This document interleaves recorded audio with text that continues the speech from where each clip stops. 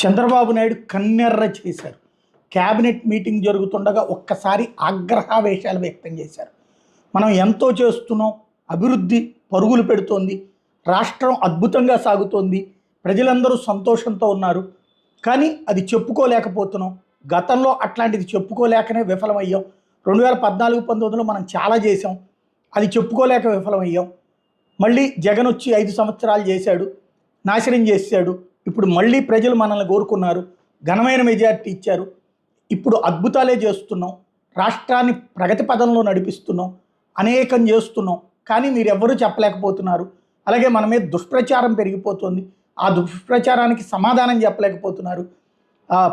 అటు విపక్షం దుష్ప్రచారం పెద్ద ఎత్తున చేస్తుంది, రైతుల గురించి చేసినటువంటి దుష్ప్రచారాన్ని తిప్పికొట్టలేకపోతున్నారు, లేకపోతే ఇతరత్ర అంశాల మీద చేస్తున్న దుష్ప్రచారం తిప్పికొట్టలేకపోతున్నారు.